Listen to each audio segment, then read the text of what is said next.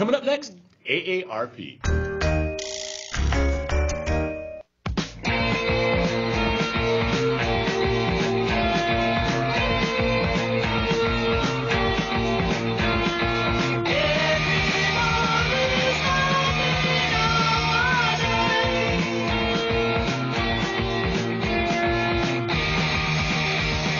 AARP is an organization for people who have birthdays. That's because what we do for all. Join us in championing your future and the future of every generation. Nana, when you think of retirees, do you think of food fights? Yes, totally. But considering it was an ad for AARP, which is for people over 50, right? That's the membership. Yeah, that's the membership. People who've had 50 birthdays. 50 birthdays, that's right.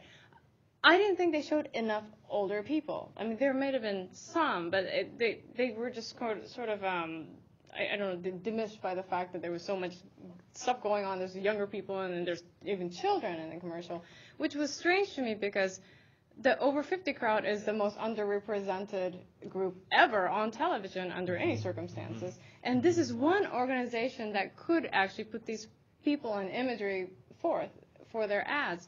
And by attempting to go mainstream, to be more inclusive, and by calling aging birthday instead, they actually sort of diminished the whole aging gracefully or aging and being happy component of it. And now it's just like a regular ad. Mm-hmm. It struck me that they're at that fork in the road where they can either fight the stereotype, which seems to be their mission, or exploit it and make an effective commercial.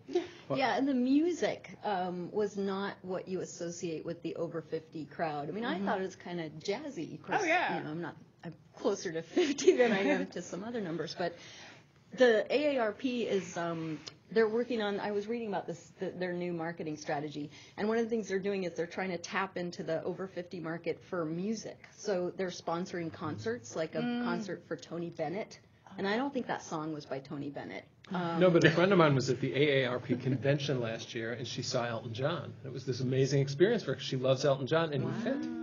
Does he sponsor them? Because they're trying to get endorsements from musicians who are quite reluctant to sign their name. I think that's interesting. I actually think this is a smart thing that they're doing, because the truth is that 50 in our time isn't the same as 50 when it was in our parents' time. I mean, 50-year-olds don't feel like senior citizens. 50-year-olds don't feel like they're in the category of old people. And what this is seeming to try to do, and I think to a certain degree accomplishes, is you can be 50 but not have an image of 50 that you think we will have of you at 50. And they talk about how it's for everybody. It's for the future of everybody, which is true. And it's sort of you see these young kids in there, and it's about like, well, when you're 50, what we're doing, you're going to appreciate. So start to understand that this is an organization for you, even though you can't even join yet. I was very interested in how it can be an advocacy organization for everybody. Well, but if you think about it, it advocates at the human level rather than at the institutional level, because they fight corporations, I think, pretty effectively. Well, they also align with corporations sometimes too, and it's very interesting if you track all the different things they've done. First of all, let me say, speaking as the only 50-year-old on the panel, but only by a few months. But only. Yes. Well, thank you. There is this sense of, wait a minute, I mean, I'll own it. It's like, wait a minute, 50 isn't what 50 was when I was a kid. It's complete, I'm still going to go see my rock and roll concerts. I'm still going to, behave the same way I did. This music, I like this music. I'm 50 in a few weeks. But, what really struck me is as I watched the spot, I didn't know what it was for the first time. And for the first 23 seconds, I'm thinking, this is a really cool cake mix spot. Because it was all about the cakes, and it was cool, and it had energy, and, they're touching the frosting, and I thought, wow, this is so, Duncan Hines, Betty Crocker, whoever it is, it's really effective. You've rebranded, again, the way we make cakes. And then it was about AARP, which, again, I think is a rebranding piece for them. Oh, yeah. And part of it is, instead of the retired person's organization, we're an advocacy organization. Yeah. Right. Yeah. And I think So maybe a that's lot of originally I thought it was a problem that they don't sort of show any of the, like, what do they advocate for? What are their values? And I sort of looked at it and thought, well, I don't know if I would want to join that organization when I'm 50. I mean, who knows I don't even know what they stand for. Right. But maybe that's beside the point, because what you're saying is they just want to look cooler. and that Yeah. that was really all they're trying to because accomplish. 50-year-olds these days think of themselves as being cooler, and I think that's okay actually, but I do ask myself the question, what does this say about culture and society in the bigger picture, which is like, are we all in this sort of Peter Pan fantasy? Do we all want to resist growing up? And I, for one, am not the barometer. So.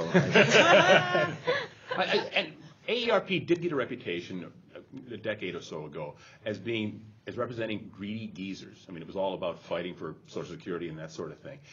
But very interesting, from the inception of the organization, their motto was to serve, not to be served. And that's a pretty good motto for an organization. Well, interestingly, a lot of people don't realize this, but it actually is the single largest political lobbying group in America. Yeah. The highest membership of any organization. There is not a single organization in America with a greater membership than AARP. Okay. Time for our exit question. Gorilla suits. Where might you wear a gorilla suit, Jim? John, I'm going to own this here. I actually did wear a gorilla suit. I did wear a gorilla suit in offices. I delivered singing telegrams at one point in my life, dressed as a gorilla. So I would wear a gorilla, and I wore it on the subway. I wore it everywhere. So you can wear a gorilla suit wherever you want. Nana? I would wear it somewhere, but I don't think they come in my size. Valerie? More like a I had a Rhesus philosophy monkey suit. professor who wore gorilla suits to philosophy conferences. Really? Paul? I think one would wear a gorilla suit to the gorilla office. I would wear it to a creation science meeting.